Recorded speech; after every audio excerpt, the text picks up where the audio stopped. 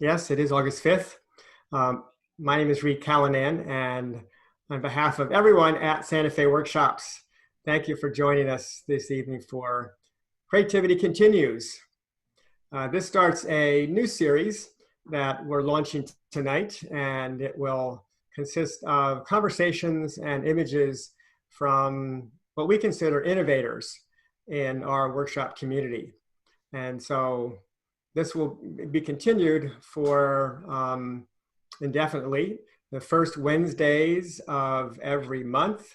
So we will help you remember when it's a new month and when it's Wednesday night with emails about our Creativity Continues conversations. So this evening, we have a presentation from Maggie Steber that's about her really remarkable project called The Secret Garden of Lily LaPalma. And I will let Maggie tell you about this series and about this project, because obviously she knows it really well and is a great storyteller. So what I will tell you about Maggie is that she is a world-renowned documentary photographer who has spent her whole career photographing around the world, 69 countries, a 30-year project in Haiti, and she is one of the best documentarians out there practicing her craft and with her heart and with her lens that really the world of photography knows. And I was reading Maggie's bio this morning, and just to brush up on my intro here. And what struck me was the list of awards and grants that she has received. It is impressive. It is endless. And I just wanted to read some of these to you to give you a sense of what Maggie has accomplished and the people that are supporting her in her photography and her mission. So she has won prizes, awards, and grants from the Pulitzer, the Lucy Award, the Alicia Patterson Foundation Grant, the Overseas Press Club President's Award, the Ernst Haas Photography Grant, the Leica Medal of Excellence, the World Press Foundation Award, the Eugene Smith Grant for Humanistic Photography, Medal of Honor for Distinguished Service to Journalism from the University of Missouri, Knight Foundation Grant, and most importantly and appropriate for this evening, a Guggenheim Foundation Grant to support this project, The Secret Garden of Lily LaPalma. So it's an amazing accomplishment that she has pulled off here. She has basically reinvented herself from taking pictures as a documentarian of other people and their lives,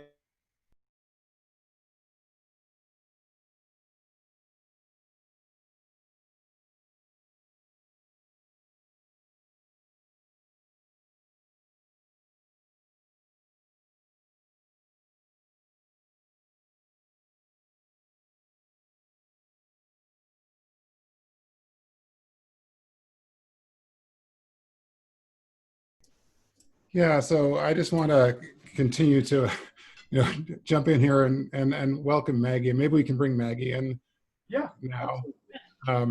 So, obviously everyone that's on this call probably knows Maggie. So she kind of needs no real introduction because we all have seen and loved her work. And many of us has probably had an opportunity to take a workshop from her in the past, either, in Santa Fe or some other place. So as Reed was saying, Maggie has earned her chops as a storyteller. And what we're so excited about today is to venture into a new area of exploration for Maggie, both in terms of the space she has created to do this work and then the work itself. So I'm going to turn it over to Maggie. And Maggie, do you want to come on board and we can listen to you and look at some pictures and enjoy the next hour or so. All right, I'd love to. And thank you so much. First of all, to Reed and Stafford and the Santa Fe Workshops for inviting me to make this presentation. And thank all of you for joining us this evening. I really appreciate it. It's thundering here, but I hope you don't hear it. At any rate, I just have to make one correction because in the embarrassing part of introducing me, I didn't win the Gene Smith grant, but I was a finalist for it 3 times, and then I gave up. But lots of really well-deserving people have had that grant, so, and everybody should try for it. At any rate, so I've been working in this business for a long time as a visual storyteller, as a documentary photographer. I lived in Africa for a couple of years where I covered a war. I've worked in Haiti on and off for 30 years. I have a book of photographs from there. I've worked in 70 countries, covering all kinds of stories. And Reed is back. Anyway, covering all kinds of stories. And I've really had, and I've been so fortunate to have a lot of support from people within this business. I was, thanks to Jim Colton, I was a Newsweek contract photographer for a few years. We were both AP brats when we were much younger. So I just would have to say that photography has given me a life I never expected to have. I really never expected it. I was going to be a high school French teacher in Texas, where I can tell you, they don't even want to learn Spanish. So, and no offense to Texans, but I mean, French just not happening there so much. At any rate, I've just been really lucky. And I've been in this business for a long time. And now I kind of came to this point in my career where I decided that maybe I needed to reinvent myself, because the whole business has changed. And there's all of these new, fresh, young people coming in. And it's, to me, so wonderful. I'm actually, I find it really joyful. And I think of them as all the younger photographers coming into this business as being fresh water, coming into what I think was a bit of a stagnant pond, and it needed to change. And I have to say the difference that I see besides this age group is when I was first starting to take pictures, well, first of all, there were fewer women. There were a lot of women photographers, but a lot of them were staff photographers at papers. So you didn't get to hear about them quite as much, although now you would, but then it was not so much. And there weren't that many women, but there were more women than people think. But we worked in a man's world, and it's still working in a man's world, but at least it was something. But the difference that I see in photographic style is that it used to be that if you didn't take a picture that looked a lot like something that Gene Smith would have taken, very beautiful compositions, and the picture just had to look a certain way. And if you didn't take those kinds of pictures, you just wouldn't really get hired. So I remember when I was in college. That's changed today. I think it's changed because I'm looking at a lot of work that gets published by a younger group of photographers, and it's more personal. It has a more personal style. I mean, you'll still always see this kind of documentary look. There's a certain, documentary look, but even it's relaxed a bit. And I think people are telling stories in ways that are more ephemeral and a little more relaxed. I would say, I don't think the style is so restricted as I think it used to be. Not that it was bad, it wasn't a bad style. And there's a very classic look to documentary photography that we love, and it's very important. And there are some things that you don't mess around with, in terms of what you're photographing. You don't want to try and make it look like it's something, well, like when you're photographing starving children, you can't make a picture that looks kind of dreamy and ephemeral in a way. I mean, because that's hardcore stuff. Mm-hmm. So I'm not criticizing documentary photography, because I am one, and I think that work is very important. Can you hear the rain? Yes, I can. It's strange. It's not raining where I am, but I lost internet for a few minutes there. So yeah, I'm back, and I do want to mention, before I was cut off, I wanted to mention that our format tonight is to have Maggie talk a little bit about the project, the genesis of the project, and then show us images from the secret garden. And then I've got a few questions that I'd like to ask about the project. And then if all of you folks listening have questions, please put them in the Q&A, which is at the bottom of your screen there. You can just type in your questions, and hopefully there'll be time at the end of our hour or hour and a little bit together to ask some questions from you folks. So please feel free to use that. And now, Maggie, let's talk a little bit about the project at hand, The Secret Garden of Lily LaPalma. All right, well, so anyway, I've been in this business a long time, and there's all of these younger people coming in, and we welcome them with open arms. But I decided that I needed to reinvent myself, and because there were more people, and there were, you know, the business is changing in many ways that are not conducive to having a lot of photographers. And we talk about that all the time, that there's too many photographers. But so I just decided I needed to reinvent myself. And at the same time, I just started making pictures that were not quite like I had ever really taken before. And I don't know why, but I decided that I would go with that. And I decided that I needed to make a safe place, because when you're reinventing yourself, there's sometimes people say, oh, well, can't you just stick to what she does? Or, I mean, there's always going to be people who are naysayers, but that's all right.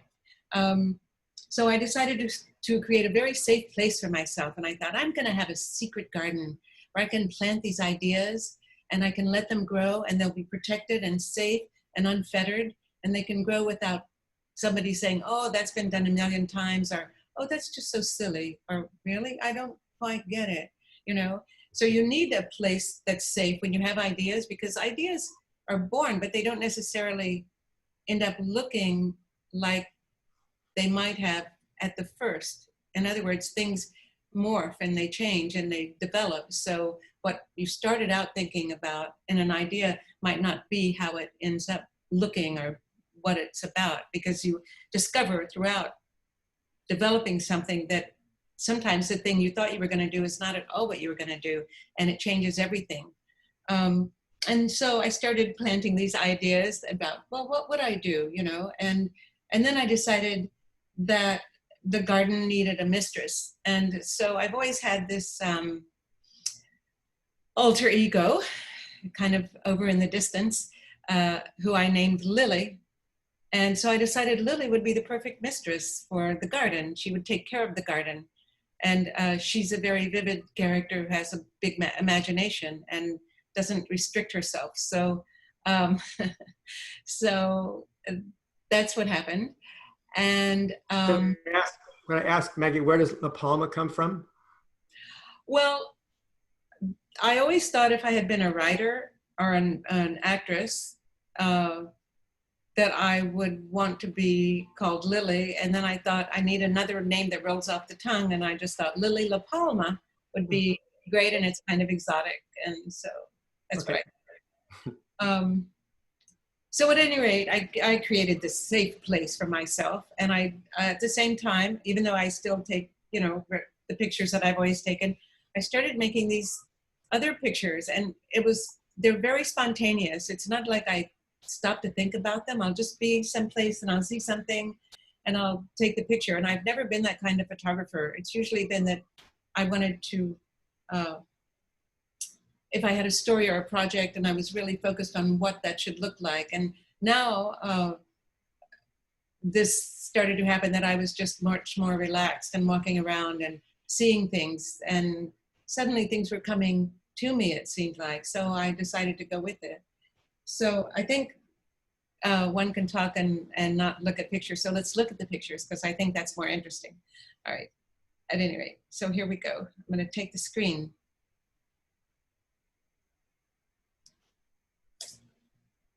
Oh, come on, honey. Okay, can everybody see this? Hello? We can okay. See it. Okay, all right. So I'm just going to start out showing the work, and I'm going to talk about some of it a little bit, and not all of it. That is to say, I won't tell you a story about each picture, but there were a few pictures that need stories. but generally it's just a title. So, and so actually I was somewhere and this was an actual thing, a door to the section of mystery. So I like to open it. So let's open the door and go into the garden. Oh dear, sorry, this always happens. Well, I grew up by myself. My mother raised me by herself. She was a scientist. She was very eccentric and kind of brilliant. And I was an only child. And so I grew up by myself and I had a really vivid imagination and I read a lot. And one of the things I read a lot of was Shakespeare. I loved Shakespeare. And one of my favorite characters in Hamlet was Ophelia, because she was a strong woman character. And I was always kind of mad at her that she drowned herself. But this is just something, this picture presented itself to me one day. And I took it and I thought, oh, it's Ophelia. It's Ophelia. This is the saint. And these are the feet of the saint. So I will tell you a little story about these. I've been photographing this young woman who's wheelchair bound for a while just to make her feel special. She's really beautiful, but when she was a little girl, she was in a terrible car wreck and lost an arm, and she can't even lift herself out of the wheelchair. But she's really smart and she's just lovely. And so once in a while I go and we go out and walk around, or I push her in the wheelchair and we just take pictures. And so one day I was doing that and I noticed that one of her feet suddenly was darker than the other. She has tiny feet because she can't walk on them. And so I said, oh, what's going on? Do we need to go to the hospital or something? And she said, no, it's just that because I don't walk, sometimes the blood rushes to one of the feet and not the other. And so I took the picture. I asked her if I could take the picture and she said yes. And I said, well, you know what it reminds me of? The feet of a saint. Because if there are saints, I always thought that they would embrace and hold all races. And so these are the feet of the saint. This is the heart of an innocent boy. The tears of a young demon. And these are all things I kind of happen upon. This is swimming in a sea of memory, but I have a really beautiful story about this. This is a woman named Elie Chauvel, and she was Cuban. And when Fidel Castro came to power, after about 2 years, the Cubans started sending their children out of Cuba because they were afraid of what the future was going to bring. And there was the Catholic Church put on an airlift. And so Ellie was one of these children who was flown out of Cuba. And she grew up in Miami. And I had to photograph her for a German magazine once. And when I went to photograph her, it was for something else. And she told me this story. And so years later, I was doing a story on memory, the science of memory, for National Geographic magazine. And I called her and I asked her if she told me that she would swim because she was not going to go back to Cuba before Fidel Castro died. And to stay attached to her country, she would swim every day in the sea. And so I called her and I said, are you still doing that? And why do you do it again? And she said, well, I'm not going back to Cuba until Castro dies, but every day that the weather allows me, I swim in the ocean because the waters that lap the shores of my home country of Cuba also lap the shores of Miami, and it's like swimming in a sea of memory. And in fact, this was the picture that the story on memory opened with in National Geographic. And the very sad thing is that she died before Castro did. So I put her into the secret garden because I thought it was a beautiful story. The garden is a safe place for a lot of things and some really beautiful stories. And that's one of them. These are strangers in a new land.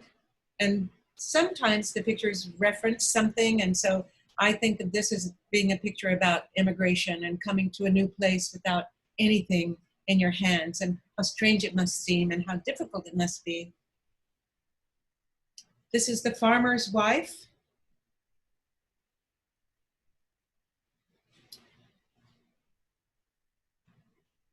This is a portrait of the girl without a face. And another story behind this picture is for several years, recently, I worked on a story on face transplants for National Geographic magazine. And the main character of the story was this young woman named Katie, who at 17 attempted suicide and shot her face off with a rifle, and really blew the whole thing off. It was a miracle that she lived. And so the doctors created this face from skin from her stomach and one of her thighs. And it was this very odd little face. She couldn't, she had a hole in her throat to breathe because she had no nose. And it was, she couldn't see very well. And her mouth kind of turned down and the food would fall out of her mouth. And it was just, it was very tough. But I got to know her and her family very well. And so every time I would go to photograph them, and I kind of fell in love with this face because I fell in love with Katie. She was such a remarkable person. It's really a pity that she had this moment of heartbreak that made her do this, but she was an amazing person. And so every time I would go to visit them to work on this story, I would always take a picture of Katie with flowers and this attempt to make something beautiful for her in case she never did get a new face. And I just wanted to make something beautiful for her and give her this special moment. And this is another in that series, The Girl Without a Face.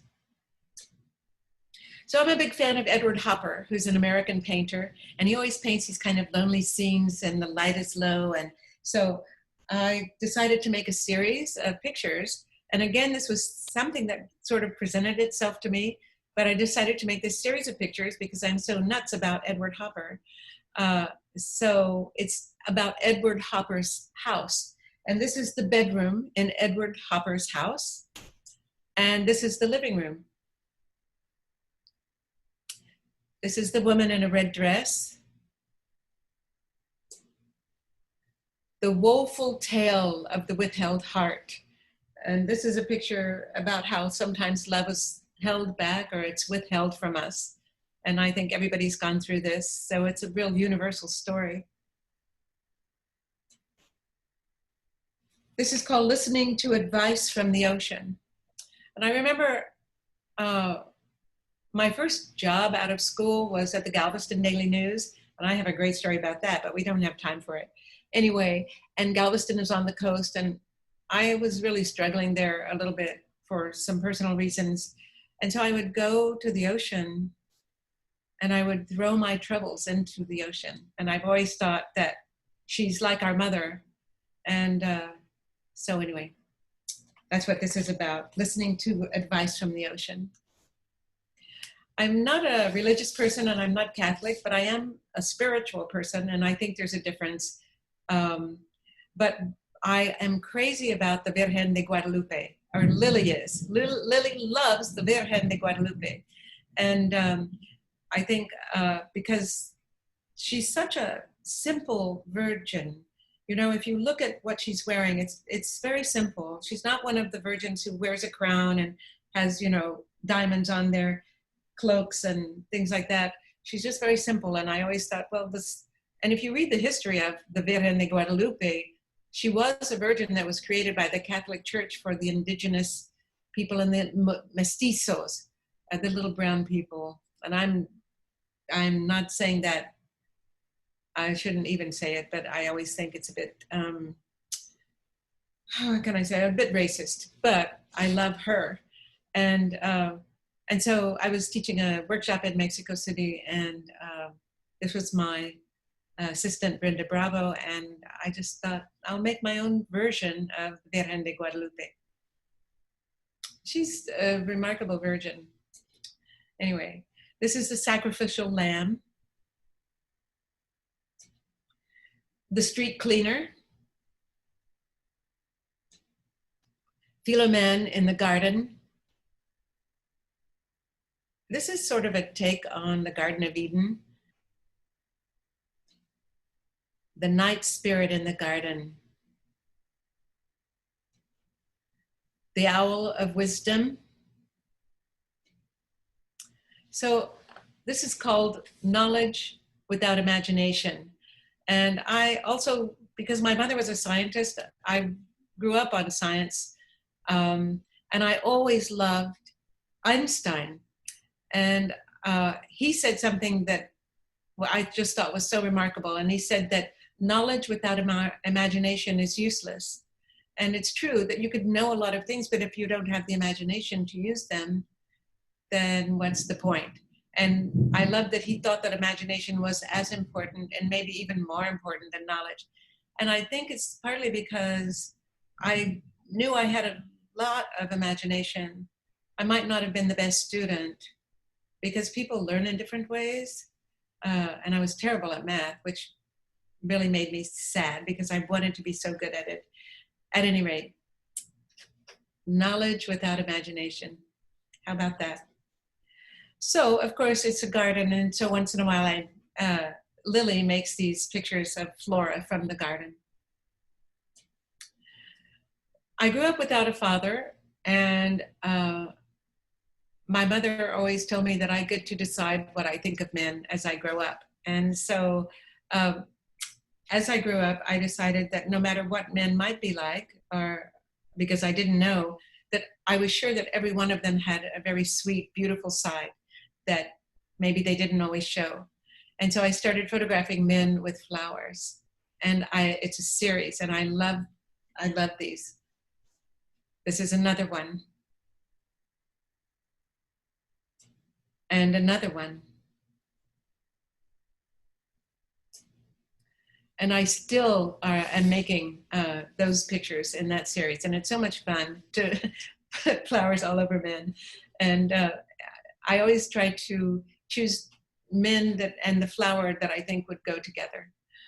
The title of this picture is Tragédie tropicale, and it's tropical tragedy, and it's a reference to Haiti, because Haiti is a remarkable country that's just had an awful lot of bad luck, and mainly foisted upon it by outside governments. And it was there were a lot of revolts of enslaved people in the Caribbean against the slave masters. But Haiti had the only one that was a successful revolution that established it as the first Black republic in the history of the world. It's had such extraordinary beginnings. And the Haitians fought alongside the Americans in their revolution. So it had all of this potential, but because the rest of the world rotated and the economy rotated on the backs of enslaved people, the world turned its back on Haiti and isolated it, which is on one hand how it kept a lot of its Africanness, which is so wonderful. And on the other hand, outside forces have really messed up with Haitian affairs in ways that have not been good for the country. So it's a tropical tragedy. The Horned Warrior.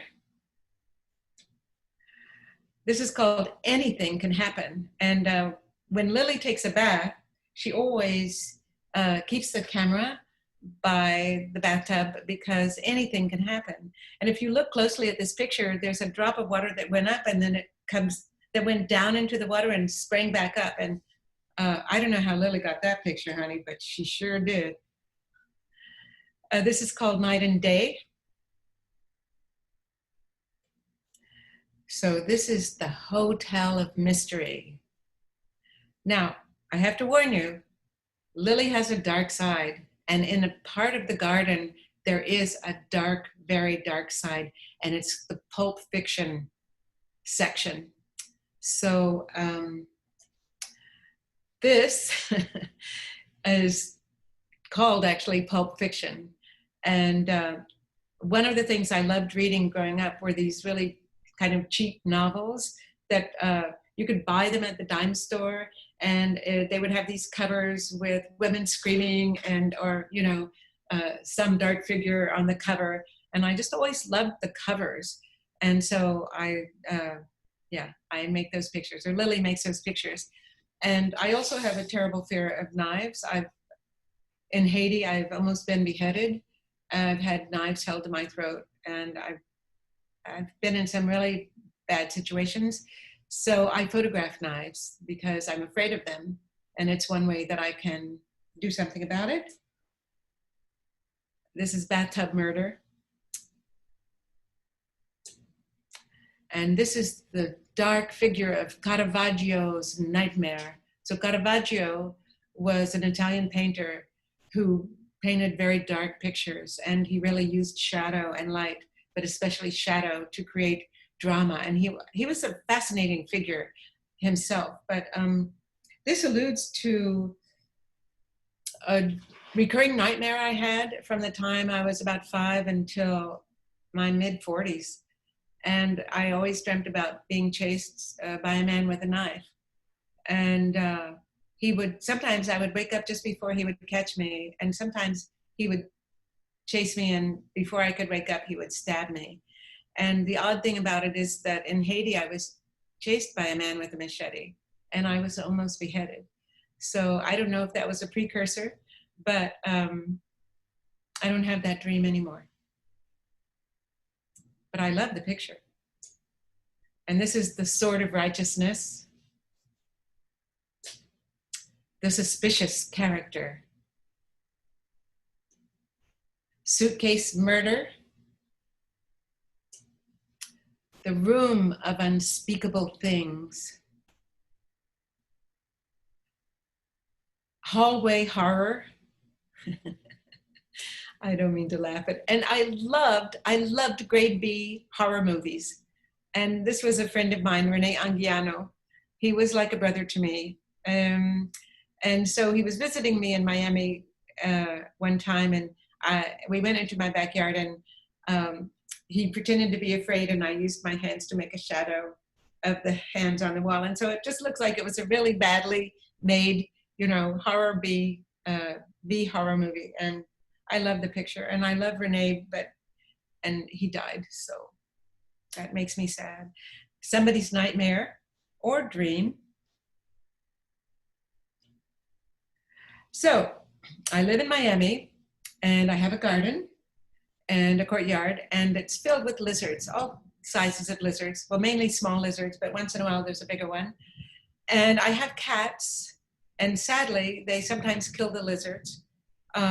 And sometimes the lizards get into the house, and I don't know if I can catch them. If I know they're there, I can catch them and release them. But if I don't know they're in the house and there's nothing to eat in the house, they die and I find them. So a few years ago, I just started saving these lizards, and I wasn't sure why. Like, I would find them outside and they were dead, or I would find them in the house. And I just started to save them. And I don't know why, except that I think they're like tiny dinosaurs. And so I would find one, and I would wrap it in foil and number it, and I would put them in the freezer. And so the only thing I have in my freezer is a bunch of foil wrapped lizards and a bottle of vodka in case they want to party. But I decided one day that the lizards could be the guardians, the sentries of the garden, that they would protect it, and they would make sure that nobody who wasn't welcome would come in. And I thought, this is perfect because it gives them a second life. And I'm a big believer that people should have a second chance, except there's a few people that shouldn't. But we won't go there right now. We won't go into politics. But at any rate, so I just decided that was why I was saving them, so that they could protect the garden. And then I started realizing that they have to have their own little life. And so I made up these scenarios. So this is the king of the dead lizard's army. And this is the queen. And sadly, even though he was already dead, the king died again. And all of the dead lizards came to wish him farewell. And so some of the lizards I left out on a plate in a corner of my kitchen cabinet, and I'm sure when people saw it, they thought, she is a witch. What is this? What is she doing with these things? And I just let all of what was left of the flesh just dry up, and then all of the flesh fell off, and the dried up skin fell off of the lizards, and just the skeletons were left, and I thought they were so beautiful. So this is Skeleton Patrol. And I don't Photoshop anything into these pictures. Everything is as is. And this is the navy of the Dead Lizards Army, and it's actually in the ocean. The ocean is so beautiful. And sometimes the lizards get married. So this was the lizard's wedding. And I don't know if you can see my arrow, but this is the minister. It's a green beetle, and he's the minister, and there's just all of these people. Here's somebody from the skeleton crew, and some kids, and just family members having a wedding. And because there's a wedding, there's also a marriage bed. And so these are two lizards who are getting to have fun now that they're married. A day at the beach with mom. The smallest warriors, because the little babies I think of as small warriors. The smallest warriors having a nap. And this is Saturday night at the Lizard Lounge. And this is a more recent picture, and it's a picture of the COVID virus. And that's pretty much it. So I'm going to stop sharing. And we're back. All right. So it looks like Reed's internet connection still keeps dropping out, Maggie. Okay. So unfortunately, he's not going to be here to ask the questions, but what I would like to do is continue with that in any case and have Stafford come in and ask them for you. Okay. So Stafford, do you want to join in? Are you there with us? Sure. Hey, guys. And you got the double camera going on again, Stafford. Oh, of course I do. There we go. All right, I'm gonna go into hiding now, okay? All right. Hi, everybody. I just emailed to read a bunch of questions, so I need to find them. So one thing that I'm kind of intrigued by is I love the place of a garden as a place to experiment. And one thing that you and I talked about in the past, Maggie, was that place of experimentation is a place where personal projects can thrive. And, a lot of editors, here, let me switch my camera just a moment so I'm actually looking at y'all. Okay. A lot of editors, they want to hire people based off of their professional portfolio. But have you ever had an opportunity to get work based off of personal projects? And how does that, fit into your creative process? Yes. Actually, I have gotten assignments because of personal work. Sometimes this work, which is very personal. Mm-hmm. And also I photographed my mother over a 9-year period because she, like so many of our loved ones, was going through memory loss. And that's my only family and an only child, that was really scary and just very difficult. But I decided that I would be the warrior for my mother and the camera would be my shield. And I started photographing her, and never with the intention of sharing that work.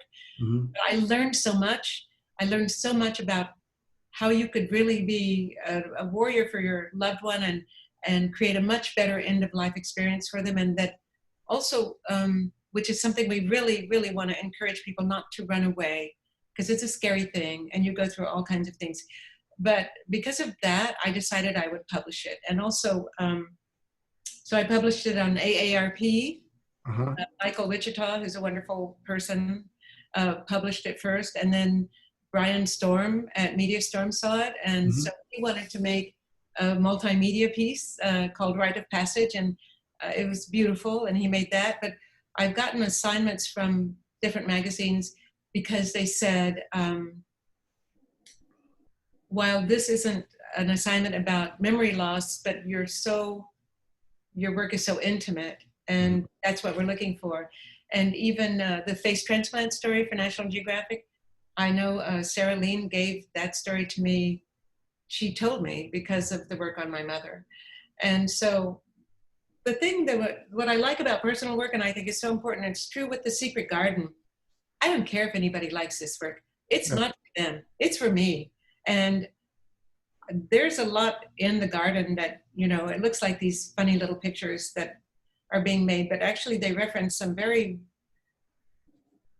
beautiful things, very dangerous things, things I've been through and seen, you know, and we have to, you know, all these things that we see and experience are kind of get pushed back into your subconscious, and you have to at some point address them. And that's what a lot of this work does. So I think any personal projects that you do are really key for photographers. And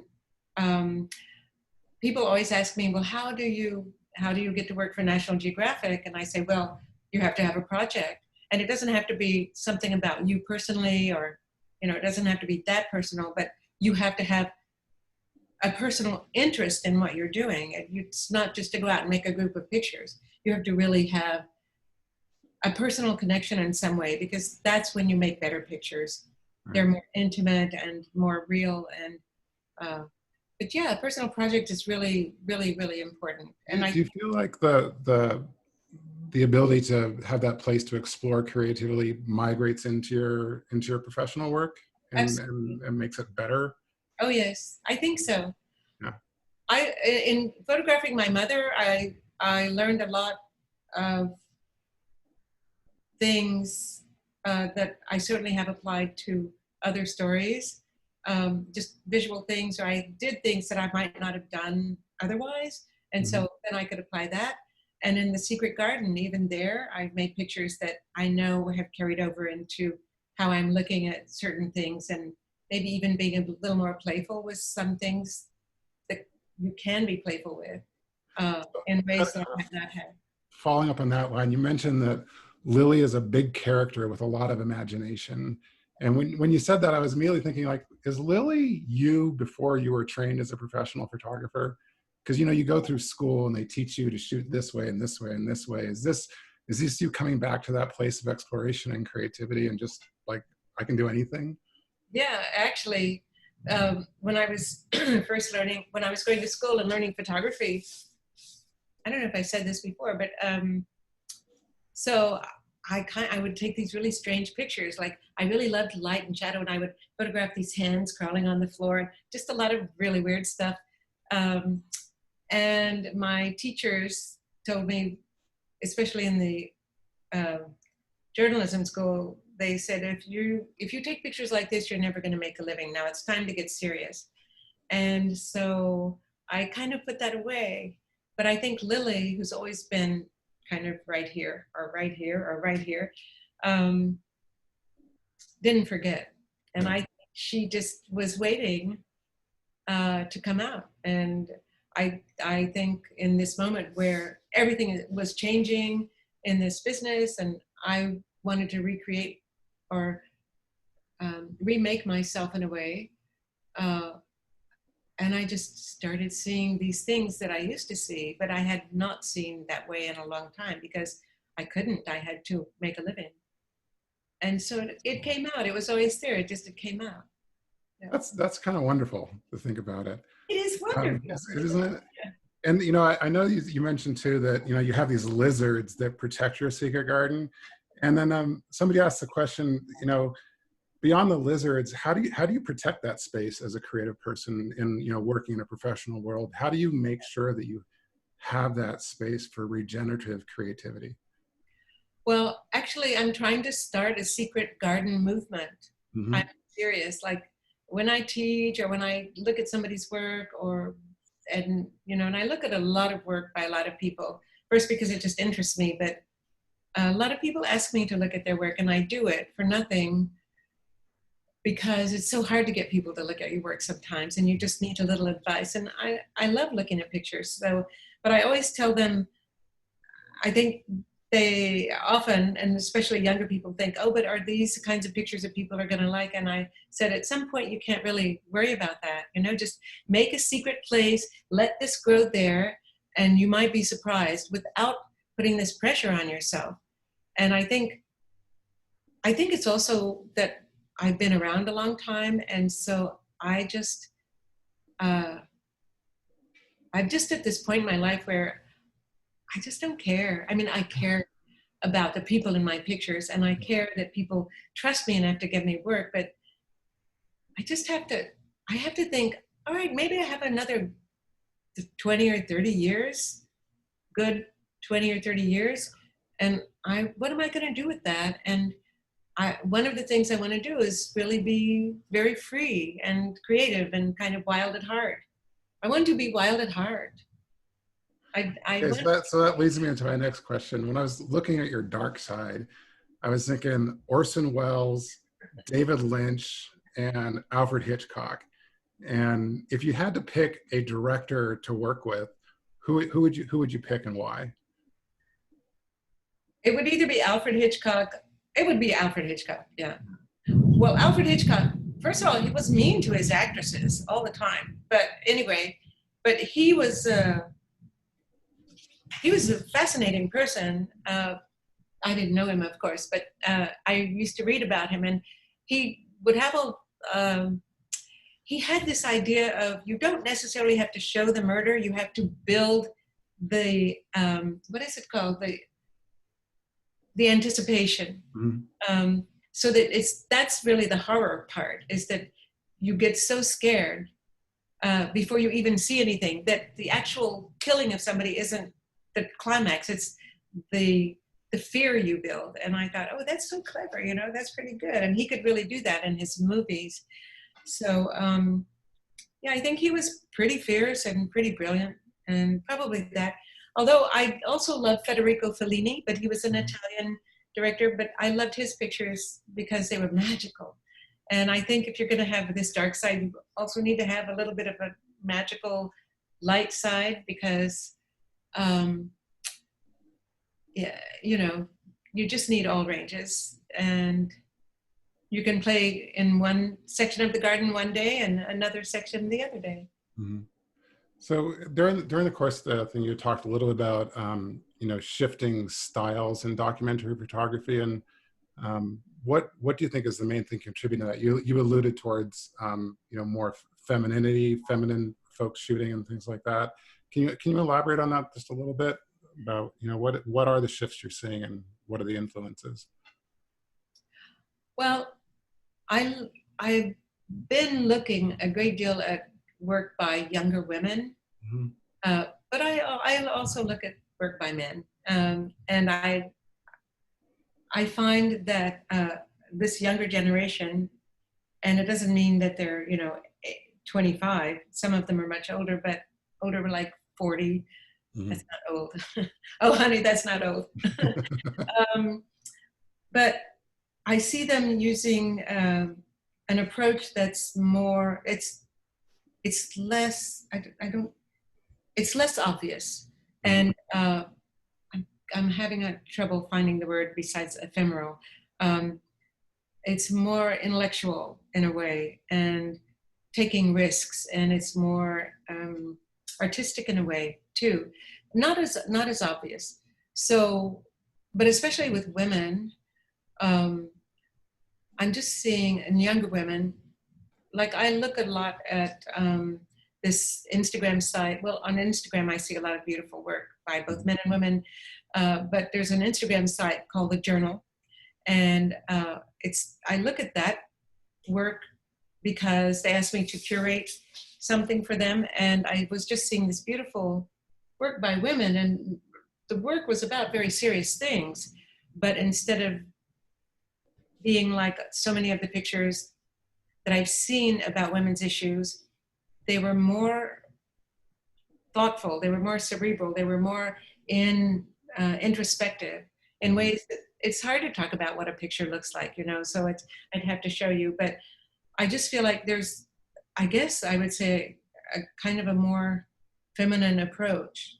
But I also feel like a lot of subjects are being addressed that weren't, like gender issues, and especially, I'm sorry, I'm blanking out of words. Anyway, gender issues that I think are really important, and that work's much more open.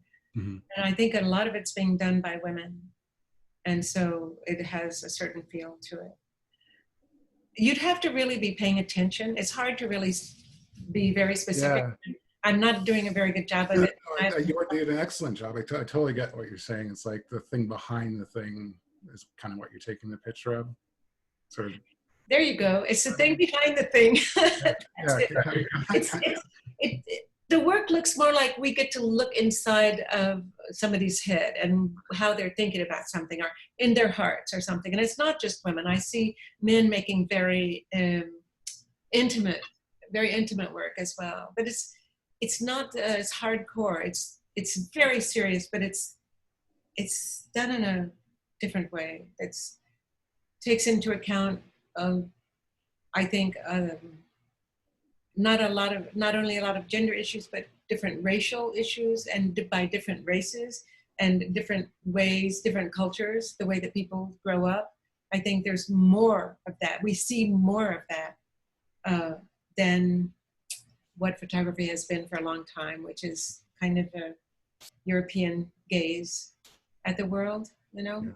I guess that's it. We've always had this certain kind of European angle at how we see the world. And now we're getting to see how Africans see the world, and how people in India see the world, and people in Vietnam, and just, all of these different places. It's very exciting. It's completely different. It is exciting, and the world of imagery is exploding. But one question I always get working in the world of photography education is, if you come across a young person, say you're talking to a 22-year-old young woman who's really talented and wants to create a career as a photographer, do you tell her that she's just nuts? Or do you say, the world is your oyster, and there's still a lot of opportunity in this world all of a sudden that's just flooded with everybody that wants to take pictures? So what do you tell that young woman? Well, I would never tell her that she can't be a photographer. Photography is a business as well as a creative endeavor, and you have to learn the business, because you could be the best photographer in the world, but if you don't learn the business, and sometimes it's really hard to learn it because a lot of people don't teach it to you or share what they know, because you're competition. But I think if you want something badly enough, look, I'm just a little nobody from Texas, and I've had a life I never expected to have. And I'm not the best photographer in the world, and I was not a very good photographer, but I worked so hard, and people saw that, and they gave me a chance. And little by little, I got a little better.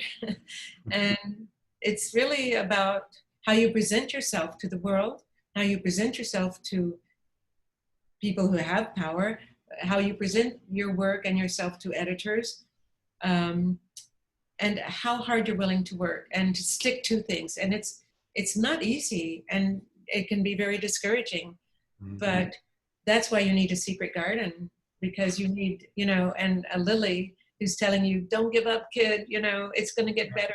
But it's why I think the most important thing you can do as a young photographer is do a project.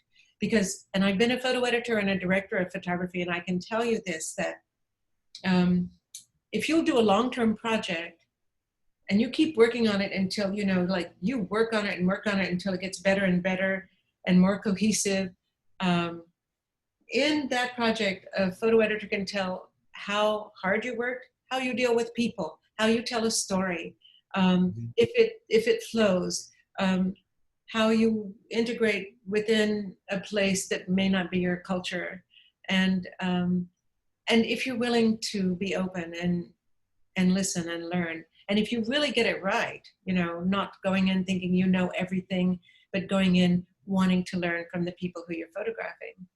And I think that's the way to learn. That's the really big lesson. If you can do that, and not everybody's going to like it, but you only need for one person or two people to like it, right, and give you a chance. And that's how it's, it's like learning to walk, that first step. So I would never, ever discourage anybody, ever.